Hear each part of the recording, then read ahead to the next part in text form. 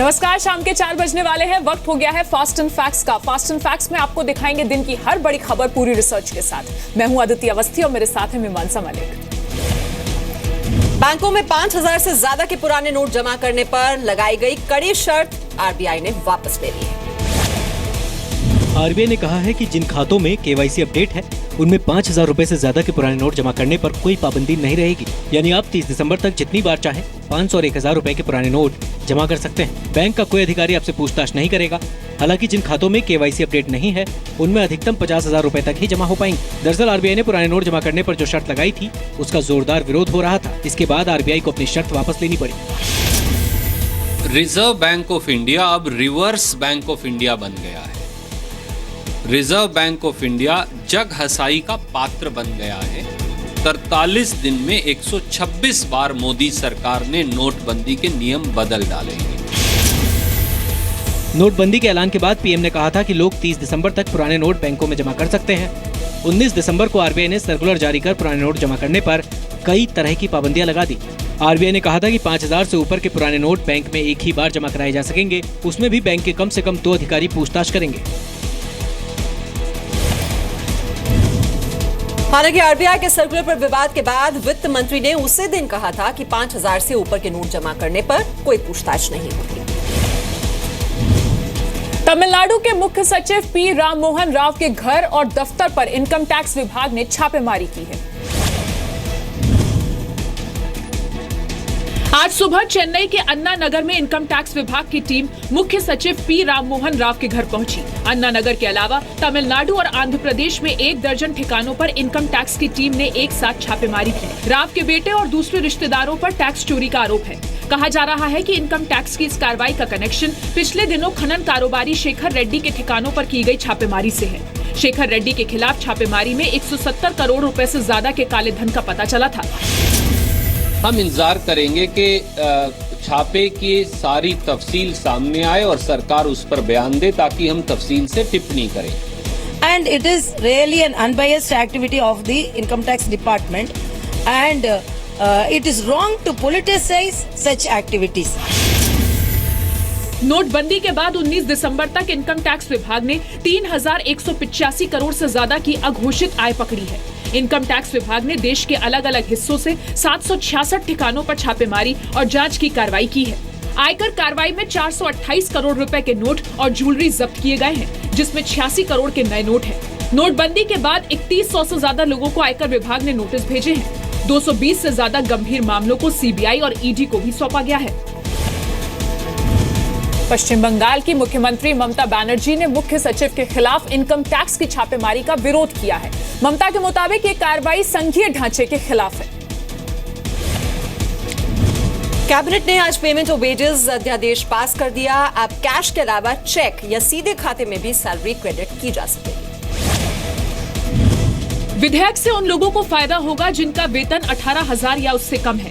ऐसे लोगों को चेक के जरिए या खातों में सीधे सैलरी दी जा सकेगी। नकद सैलरी का ऑप्शन भी खुला है, लेकिन इसके लिए कर्मचारी को अपने दफ्तर में लिखकर देना होगा कि वो सैलरी कैश में ही लेना चाहता है। सरकार को अब इस अध्यादेश को संसद से 6 महीने के भीतर पास कराना होगा।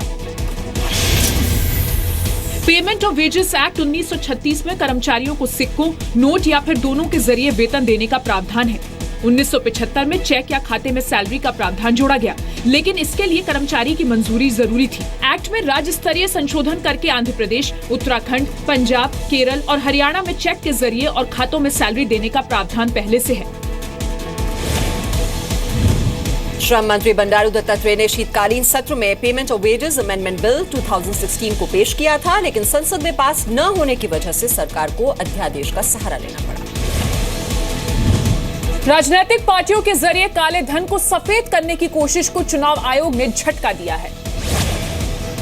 चुनाव आयोग जल्द ही इनकम टैक्स विभाग को करीब 250 राजनीतिक पार्टियों के बारे में चिट्ठी लिखने वाला है। इन पार्टियों ने 2005 से कोई चुनाव नहीं लड़ा है। आयोग को शक है कि ये पार्टियां सिर्फ कागजों पर हैं और इनके जरिए काले धन को सफेद किया जा रहा है। इनकम टैक्स विभाग को इन पार्टियों की लिस्ट सौंपकर चुनाव आयोग इस बात की जांच करवाएगा कि कहीं ये मनी लॉन्ड्रिंग में तो शामिल नहीं। मैं व्यक्तिगत मेरा मत है कि राजनीतिक दलों की जवाबदेही होनी चाहिए। वो कहाँ से पैसा लाते हैं, कौन उनको पैसा देता है, ये इस बात का संज्ञान देश की जनता को होना चाहिए। जो कुछ राजनीतिक दल सिर्फ अपना रजिस्ट्रेशन उन्होंने इसलिए कराया है ताकि उसका आर्थिक लाभ उठाया जाए और काले को सफ़ेद किया जाए। देश भर में करीब 1800 राजनीतिक पार्टियां चुनाव आयोग के पास रजिस्टर्ड हैं। देश में फिलहाल सिर्फ 7 राष्ट्रीय राजनीतिक पार्टी हैं, जबकि 58 राज्य स्तर की पार्टी हैं। मौजूदा कानून के तहत चुनाव आयोग को किसी भी राजनीतिक दल का रजिस्ट्रेशन रद्द करने का अधिकार नहीं है। दरअसल राजनीतिक दलों का चंदा टैक्स फ्री होता है और 20,000 रुपए तक उन्हें बेनामी चंदा भी दिया जा सकता है। चुनाव आयोग को शक है कि इस कानून का बेजा इस्तेमाल काले धन को सफेद करने में किया जा सकता है। बीजेपी के सहयोगी तेलुगु देशम पार्टी ने भी नोटबंदी के फैसले पर नाराजगी जताई है। विजयवाड़ा में आंध्र प्रदेश के मुख्यमंत्री और तेलुगु देशम पार्टी के अध्यक्ष चंद्रबाबू नायडू ने नोटबंदी पर नाराजगी जताई। नायडू ने कहा कि 40 दिन बाद भी बहुत सी समस्याओं का समाधान नहीं हो पाया है। चंद्रबाबू नायडू के बयान से बीजेपी भी हैरान है। उन्होंने तो इसका क्रेडिट भी लिया था कि नोटबंदी जो है उन्होंने चिट्ठी लिखी थी प्रधानमंत्री जी को और इसलिए हुआ। अब वो जो कमेटी बनी है उसके अध्यक्ष भी हैं। नायडू जी को शायद ये 40 दिन का बहुत बुरा अनुभव हुआ है और चूंकि वो एक प्रदेश के मुख्यमंत्री भी हैं, इसलिए उनको अपनी जनता को झेलना बहुत मुश्किल हो रहा है। शुरुआत में चंद्रबाबू नायडू नोटबंदी के बड़े समर्थक थे। विपक्ष में रहते हुए भी उन्होंने नोटबंदी की मांग की थी। 12 अक्टूबर को उन्होंने पीएम मोदी को चिट्ठी लिखकर बड़े नोटों को वापस लेने की मांग की थी। पीएम ने जब नोटबंदी का ऐलान किया तो उसके अगले दिन टीडीपी ने इसका क्रेडिट भी लिया था। टीडीपी ने नोटबंदी के फैसले को पार्टी की नैतिक जीत बताया था। बीजेपी की सहयोगी शिवसेना भी नोटबंदी के फैसले का लगातार विरोध कर रही है। यूपी के मैनपुरी में महिला की पिटाई के मामले में यूपी सरकार ने डीजीपी को कड़ी कार्रवाई के निर्देश दिए हैं। सीएम अखिलेश यादव के दफ्तर से यूपी के डीजीपी को सख्त कार्रवाई के आदेश दिए गए हैं। इसके बाद डीजीपी जावेद अहमद ने मैनपुरी के एसपी से जवाब मांगा है। सरकार के कड़े रुख के बाद 3 में से 1 आरोपी को गिरफ्तार किया गया है। एनसीआर लिखी थी, एनसीआर के बाद उसकी डॉक्टरी कराई गई और जो भी मेडिकल प्रोसीजर था वो कंप्लीट किया गया और इसमें मुलजिम आनंद को गिरफ्तार करके हम लोगों ने प्रिवेंटिव एक्शन ऑलरेडी ले लिया है। मैनपुरी के किशनी बाजार में एक महिला के साथ छेड़छाड़ के बाद मारपीट का मामला सामने आया था। मारपीट के इस वीडियो में 3 लोग महिला और उसके पति की बेरहमी से पिटाई करते हुए दिख रहे हैं। आरोपियों ने डंडों से महिला की पीठ और सिर पर वार किया। सब आते हैं, पूछ के चले जाते हैं, मगर बाद में कुछ भी सुनवाई नहीं हो रही। क्या धमकियां मिल रही हैं थाने में आपको? तुमको गोली मार देंगे, तेजाब डाल देंगे, तुम्हारे मुंह पे बाहर निकलते हुए मुझसे हेल्प मांगने आते हैं तो पिस्टल लगा के आते हैं। तो ये क्या कि इंसाफ है? तुम एक लेडीज के पास जा रहे हो, पिस्टल लगा के जा रहे हो। लोग हैं ये जो आते हैं आपके पास? उन्हीं के घर से हैं। पीड़ित महिला पति के साथ मैनपुरी के किशनी बाजार में थी। उन्होंने एक युवक से किसी दुकान का पता पूछा। आरोप है कि आनंद यादव नाम के दबंग ने महिला से छेड़खानी शुरू कर दी। आरोपी ने महिला का दुपट्टा खींचा। विरोध करने पर महिला की लाठी डंडों से पिटाई की। बचाने की कोशिश कर रहे पति को भी पीटा गया। वारदात के दौरान आसपास लोगों की भीड़ मौजूद थी, लेकिन किसी ने भी आरोपियों को रोकने की कोशिश नहीं की। दिल्ली के नजफगढ़ में एक कार में नाबालिग की गोली मारकर हत्या कर दी गई। मामला बीती रात का है। नजफगढ़ में मर्सिडीज कार से नाबालिग अपने 2 दोस्तों के साथ जा रही थी। रास्ते में योगेश नाम का एक दोस्त गाड़ी से नीचे उतरा, लेकिन उसकी लाइसेंसी पिस्टल कार में ही रखी थी। वापस लौटा तो देखा कि लड़की को गोली लगी हुई है और उसके साथ कार में मौजूद दूसरा दोस्त शुभम फरार था। जो ब्लैक कलर की मर्सिडीज कार आप देख रहे हैं, ये बताया गया कि इस कार में 3 लोग सवार थे, जिसमें 17 साल की नाबालिग लड़की और उस नाबालिग लड़की के 2 दोस्त जिसमें शुभम और योगेश इस कार में थे। कल पता लगा था मुझे कि ऐसे मेरी मिसेज का फ़ोन आया कि बेटी का एक्सीडेंट हो गया है। तो मैंने कहा मैं राजस्थान में था, मैंने कहा चल मैं आता हूँ अभी। फिर उसका फ़ोन आया नहीं, बहुत सीरियस है, उसको भी नहीं पता था क्या हो रहा है क्या नहीं हुआ। अब मेरे घर के बाहर ही यानी उसको गोली मारी मेरी बेटी को। या तो ये अगर मर्डर है तो उसमें भी जो शुभम अगर है भागा हुआ है अभी तक, तो इससे थोड़ा सा ये शक होता है कि वो क्यों भागा हुआ। अगर सच्चाई है, किसी कोई गलती नहीं है, तो वो पुलिस को आके सारी सही सच बात बताना चाहिए। पुलिस के मुताबिक लड़की अपने परिवार के साथ नजफगढ़ के दीपक विहार में रहती थी। मंगलवार को लड़की अपने दोस्त शुभम और योगेश के साथ राजौरी गार्डन जाने के लिए घर से निकली थी। गाड़ी और पिस्टल योगेश की है और उसका प्रॉपर्टी का बिजनेस है, जबकि शुभम बेरोजगार है। राजौरी गार्डन से लौटते वक्त तीनों ने एक मॉल में शॉपिंग भी की थी। जिस जगह वारदात हुई वो नाबालिग लड़की के घर के काफी पास है। पुलिस ने मामला दर्ज कर जांच शुरू कर दी है। दिल्ली में जनवरी के लिए डीटीसी बसों का किराया कम कर दिया गया है। 1 महीने तक लोग 10 रुपए में एसी बस और 5 रुपए में नॉन एसी बस में सफर कर सकेंगे। डीटीसी बसों में कहीं भी जाने के लिए आपको एक ही किराया देना होगा।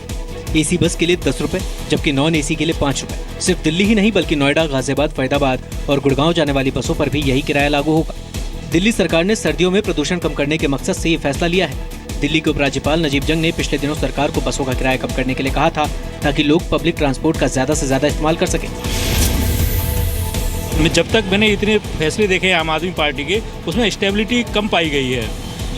फैसले तो लागू कर देते हैं, लेकिन उसका एग्जीक्यूशन जो होता है वो कंटिन्यू नहीं रहता। पहले लोगों का मानना है, अगर वो लोग मानेंगे they will travel in the bus, that is better, क्योंकि पोल्यूशन जो है कम हो जाएगा। जिसने गाड़ी में जाना है अपनी कंफर्टेबिलिटी के हिसाब से जाना है। इनको इनफैक्ट तो ऑफिस के टाइमिंग्स चेंज करने चाहिए। गवर्नमेंट के जो टाइमिंग है वो जो 10 बजे 8:30 बजे तो 8 बजे करेंगे। जनवरी में डीटीसी बसों का डेली पास भी सस्ता होगा। सिर्फ 20 रुपए में एसी और नॉन एसी बसों का पास बनेगा। 2015-16 के आंकड़ों के मुताबिक रोजाना 35 लाख लोग टीटीसी की बसों में यात्रा करते हैं। दिल्ली में डीटीसी की 4000 से ज्यादा बसें चलती हैं। इनमें से करीब 1300 बसें एसी हैं। महाराष्ट्र के गोंदिया में एक होटल में लगी आग की वजह से 7 लोगों की मौत हो गई है। 11 लोगों को बचाने में कामयाबी मिली है। महाराष्ट्र के गोंदिया में बिंदल थाट होटल में आज सुबह अचानक आग लग गई। कुछ ही वक्त में आग ने होटल की तीनों मंजिलों को अपनी चपेट में ले लिया। फायर ब्रिगेड के करीब 200 कर्मचारियों ने 4 घंटे की मशक्कत के बाद आग पर काबू पाया। आग लगने के बाद लोग जान बचाने के लिए तरह तरह की कोशिशें करते हुए दिखे। एक व्यक्ति सीढ़ियों के सहारे होटल की सामने वाली इमारत में पहुंचा। हालांकि ये काफी जोखिम भरा था। इस साल देश भर से आग लगने के कई बड़े मामले सामने आ चुके हैं।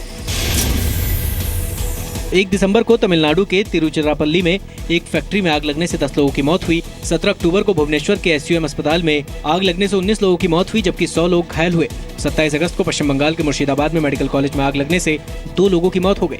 10 अप्रैल को केरल के कोल्लम में पुतिंगल मंदिर में भीषण आग लगने से 107 लोगों की मौत हो गई, जबकि 350 लोग घायल हो गए।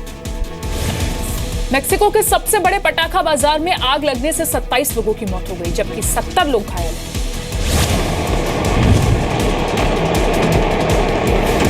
तस्वीरों से साफ है कि पटाखा फैक्ट्री में लगी ये आग कितनी भयानक है। मेक्सिको के मीडिया के मुताबिक हादसे के वक्त फैक्ट्री में 300 टन विस्फोटक रखा हुआ था। स्थानीय लोगों के मुताबिक क्रिसमस और नए साल की वजह से बड़ी मात्रा में पटाखों की मांग थी। मांग के मुताबिक ही फैक्ट्री में पटाखे बनाए जा रहे थे। हादसे के वक्त मार्केट में पटाखा खरीदने वाले लोगों की काफी भीड़ थी। हादसा इतना भयानक था कि दूर से ही शहर के ऊपर धुआं दिखाई दे रहा था।